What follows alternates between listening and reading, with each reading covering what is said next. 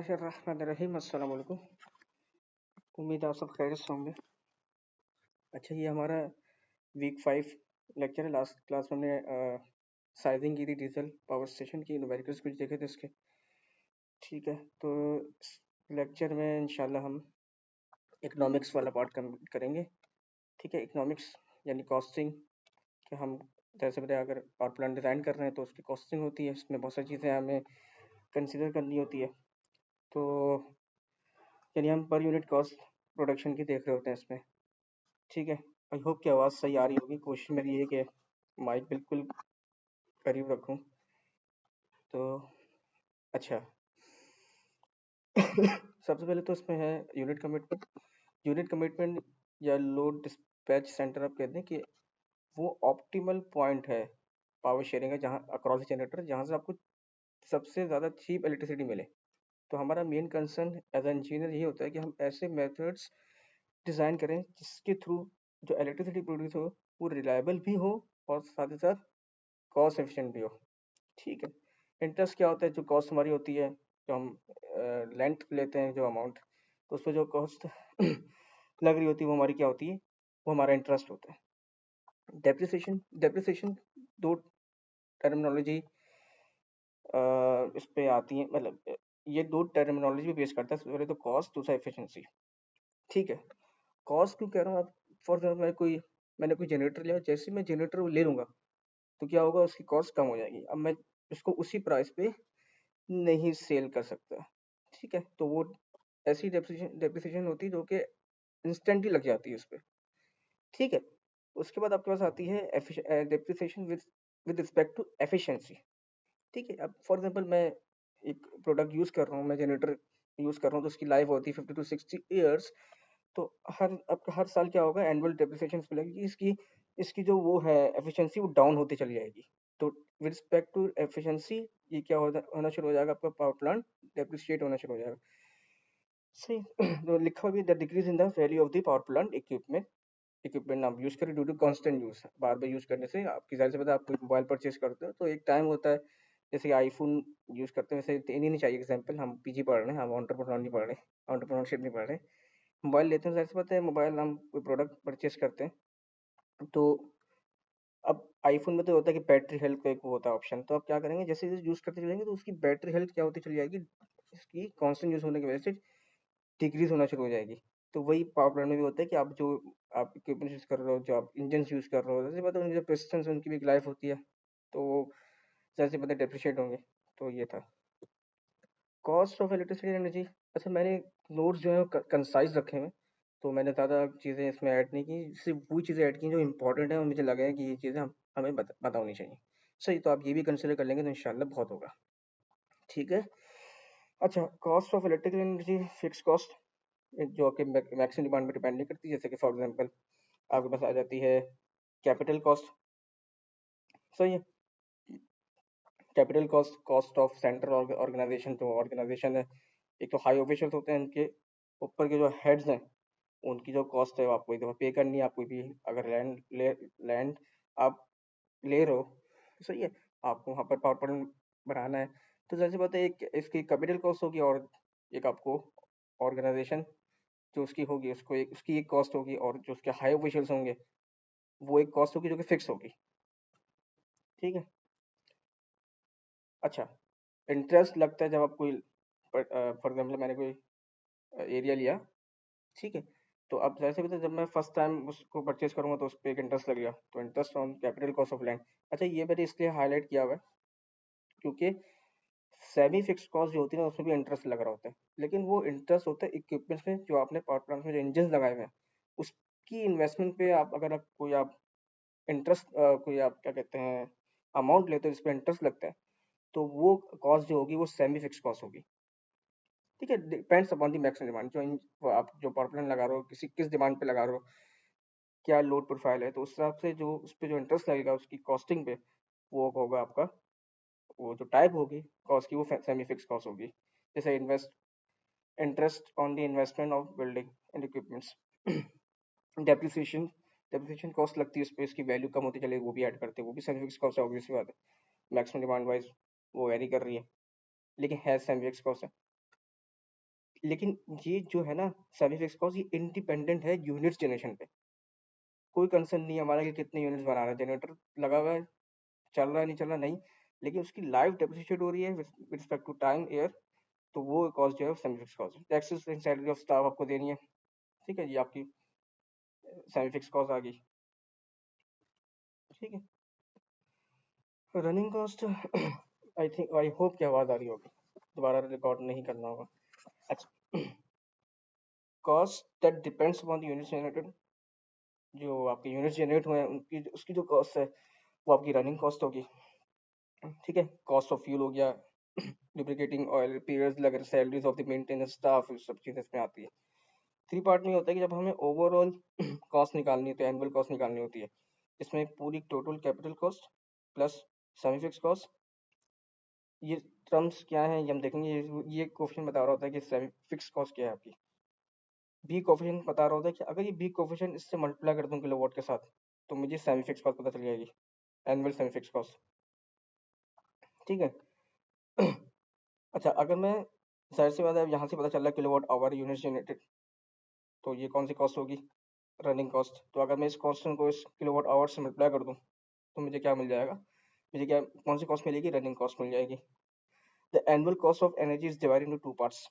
अच्छा, अगर मुझे ओवरऑल नहीं देख रहा, मैं यानी कैपिटल कॉस्ट में कंसीडर नहीं कर रहा, और हम यूजुअली यही करते हैं जब एनुअल कॉस्ट निकाल रहे होते हैं तो हम यही दो पार्ट्स कंसीडर करते हैं, यानी टू पार्ट फॉर्म हम लेते हैं, थ्री पार्ट फॉर्म हम यूजुअली न्यूमेरिकल्स में नहीं देख रहे होते। आई एम सॉरी, अब थोड़ा सा न्यूमेरिकल की तरफ आते हैं। प्रॉब्लम्स की क्या है, ये प्रॉब्लम के लिए मैंने एक लेक्चर निकाले हुए हैं जहाँ से हम प्रॉब्लम देख रहे होंगे और सॉल्यूशन मेरा होगा, ठीक है। अब annual working cost of power station, अब देखें एनुअल जो आपकी overall annual cost of power station है, तो पावर स्टेशन कॉस्ट भी इसमें ऐड होगी, तो वो ये है पहले फॉर्मूला, ठीक है, यानी थ्री पार्ट फॉर्म यहाँ पे यूज होगी। फिर the various terms of the use meaning determine the A B C value में मालूम करनी है। जब आपके पास I am sorry maximum demand ये है, ठीक है, और आपके पास लोड फैक्टर आपका ये है, सही है, यानी लोड फैक्टर आपका वेरी कर रहा है, लोड फैक्टर आपका यानी किसी एक इंस्टेंट बहुत ज़्यादा है लोड डिमांड और किसी इंस्टेंट में बिल्कुल कम है, तो ये आपके पास लोड वेरिएशंस की वजह से लोड फैक्टर आपका क्या है, 50%, ठीक है। और अच्छा, नंबर तो ये जो यूनिट्स जनरेशन जो होती है ना, ये डिपेंड करती है जनरेटर एक्विजिशन पे, इसलिए रनिंग कॉस्ट आती है। जनरेटर आपका कितना यूज़ हो रहा है, क्या रिक्वायरमेंट है उसकी, क्या मैक्सिमम डिमांड जनरेटर पे आ रही है। अच्छा, कैपिटल कॉस्ट की बात कर लेते हैं, गिवन है हमें कैपिटल कॉस्ट, तो कौन बताएगा ये क्या होगी, ये आपकी फिक्स कॉस्ट होगी। लेकिन हम चूंकि एनुअल कॉस्ट की बात कर रहे हैं तो ओवरऑल कॉस्ट हम इंक्लूड नहीं करते, यानी ओवरऑल कॉस्ट में हम फिर ये ऐड नहीं करेंगे, हमारे पास जो एनुअल कॉस्ट फॉर ऑर्गेनाइजेशन है वो ये है, ठीक है।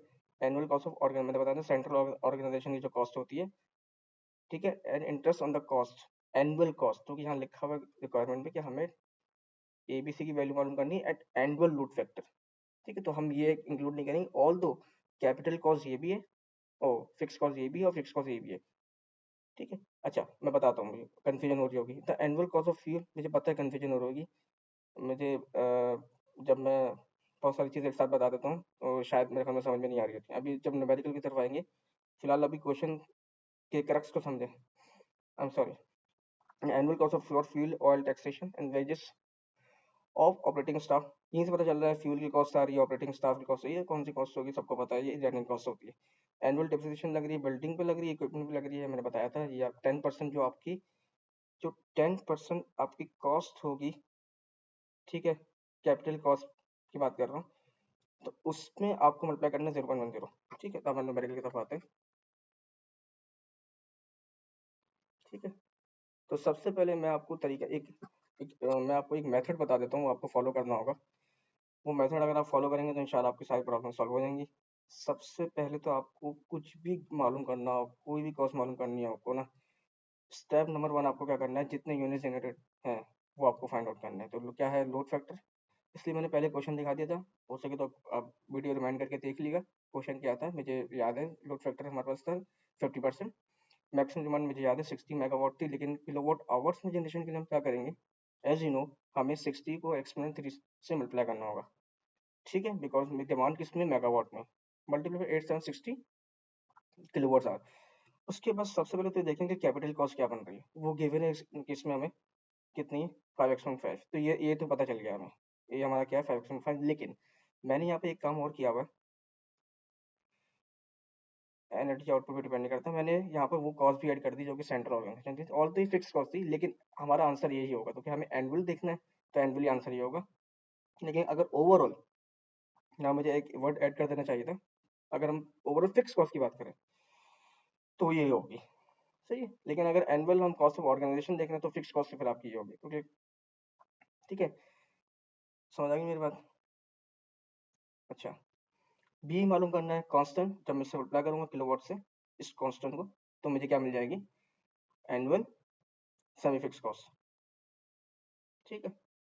तो मुझे पता है इंटरेस्ट रेट वगैरह लग रहे हैं इस पे, मैंने बता दिया था कि इंटरेस्ट लग रहा है 10% का, किस पे, आपकी कैपिटल कॉस्ट पे नहीं लग रहा, क्योंकि हम सॉरी क्या कह रहा हूँ मैं, जो कैपिटल कॉस्ट जो होती है आपके पास, फिक्स कॉस्ट जो है आपके पास, ठीक है, उसको आपको मल्टीप्लाई करना है 10% के साथ। मेरी बात समझ आ रही है आपको? तो 0.10 जो 10% है, मैं दोबारा दिखा देता हूँ क्वेश्चन, ये जो कॉस्ट है आपके पास, ये वाली, ये आपकी फिक्स कॉस्ट है, ठीक है। कैपिटल कॉस्ट है बिल्डिंग की, तो ये समझना ओवरऑल उस जो बिल्डिंग या प्लांट है उसकी कॉस्ट है। इसकी बात अभी हम नहीं कर रहे, इसकी बात अभी हम नहीं कर रहे। तो आपको जब सेमी फिक्स कॉस्ट निकालनी है इस 10% पे, तो हमें देखना है कि किस पे इंटरेस्ट लग रहा है, आपकी इक्विपमेंट बिल्डिंग पे लग रहा है। तो आप क्या करोगे, सिंपल यहाँ लिखा हुआ है कि बिल्डिंग इक्विपमेंट की कैपिटल कॉस्ट जब ये थी, तो आपको इस 10% को मल्टीप्लाई करना होगा इसके साथ, तो आपको सेमी फिक्स कॉस्ट पता चल जाएगी कि उस कैपिटल कॉस्ट पे कितना इंटरेस्ट लग रहा है एनुअली, पर एनम लिखा हुआ है। तो ये कौन सी कॉस्ट होगी, सेमी फिक्स कॉस्ट, ठीक है। ये कंसीडर नहीं कीजिएगा, ये अलग है, ये एनुअल कॉस्ट ऑफ ऑर्गेनाइजेशन है। ऑल दो ये फिक्स कॉस्ट है, लेकिन हम जो इंटरेस्ट हमें जो अप्लाई करना है यहाँ पर सेमी फिक्स कॉस्ट के लिए, वो कैपिटल कॉस्ट पे करना है। आई थिंक मैंने ज़्यादा टाइम दे दिया, देना नहीं चाहिए था, वीडियो लंबी हो जाती, ठीक है, आई एम सॉरी। तो ये आपको समझ आ गया होगा मेरे ख्याल में, ठीक है। तो अब ये आपको पता चल गया।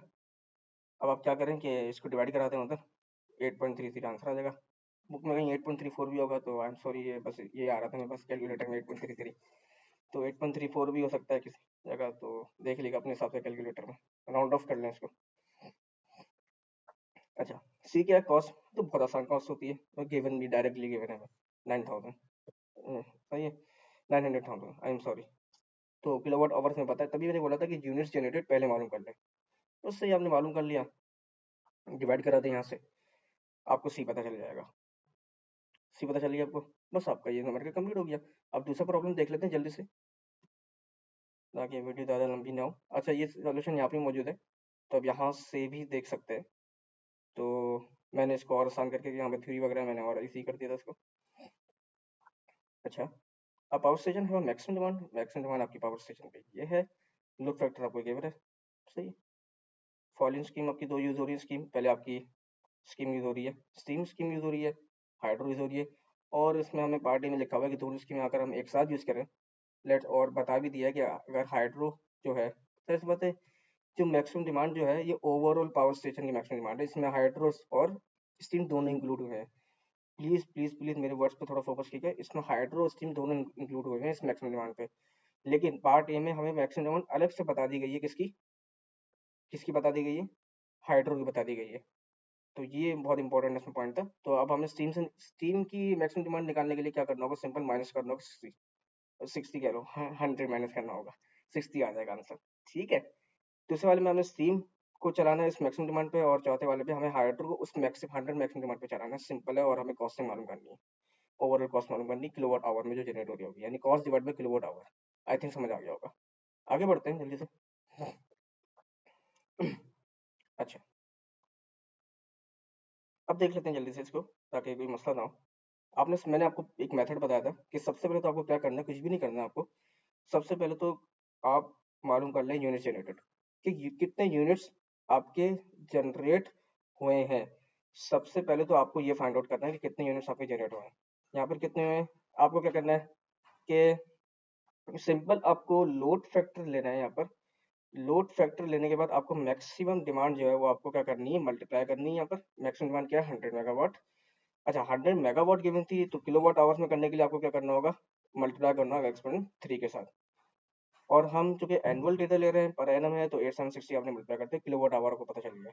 अब आपको क्या करना होगा यहाँ पर, अब आपको यहाँ पर ये करना होगा कि स्टीम स्टेशन जो कंजक्शन में रन कर रहा है, तो यानी इसमें दो चीजें इंक्लूड हुई हैं। पहला तो ये है कि स्टीम भी आपके पास है, दूसरा आपके पास हाइड्रो स्टेशन भी आपके पास इंक्लूड है, यानी दोनों जो है एक साथ रन कर रहे हैं।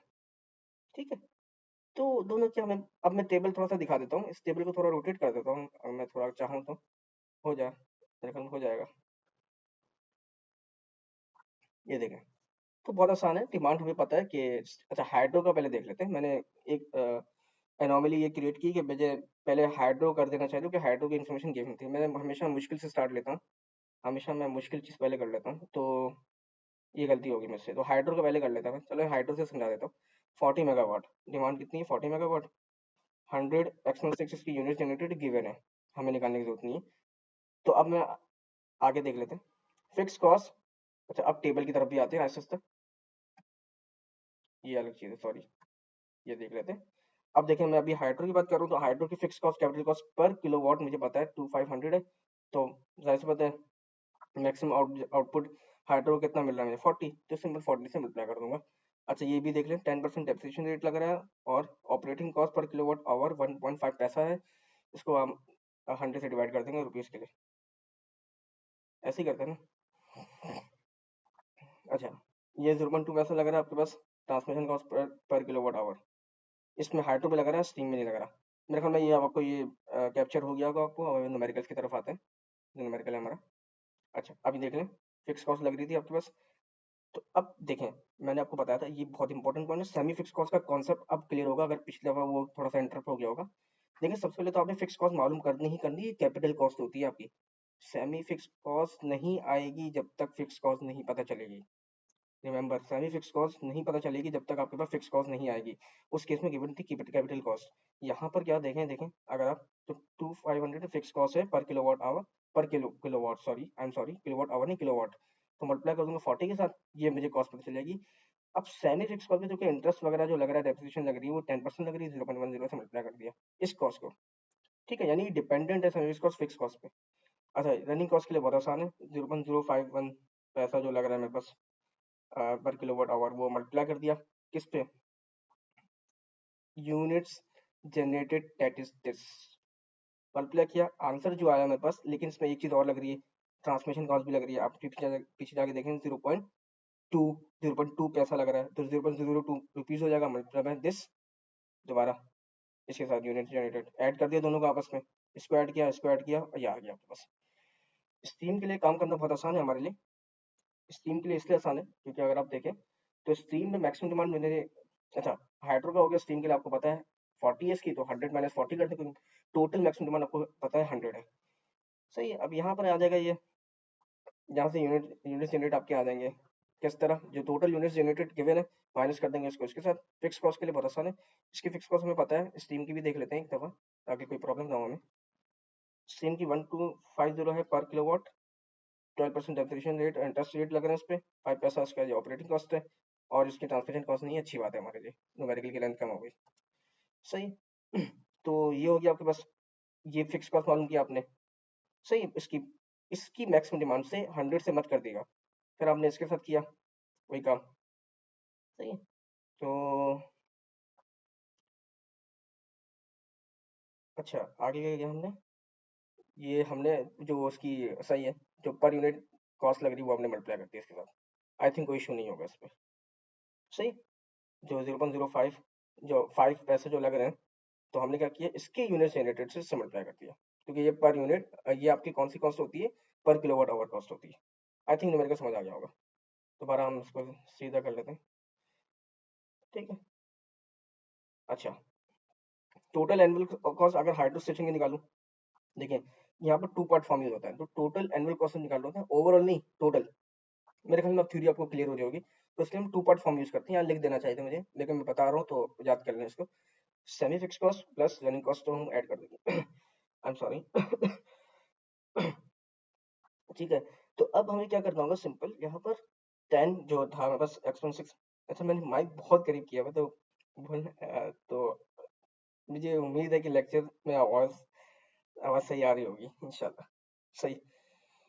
तो सर्विस फिक्स कॉस्ट में पता है इसकी, पता चल चुकी थी वहां पर। यहाँ से देख लेते हैं, ये रही सर्विस कॉस्ट की, और फिक्स कॉस्ट में पता है और रनिंग कॉस्ट में पता है, दोनों गाइड कर देंगे, टोटल एनुअल कॉस्ट पता चल जाएगी।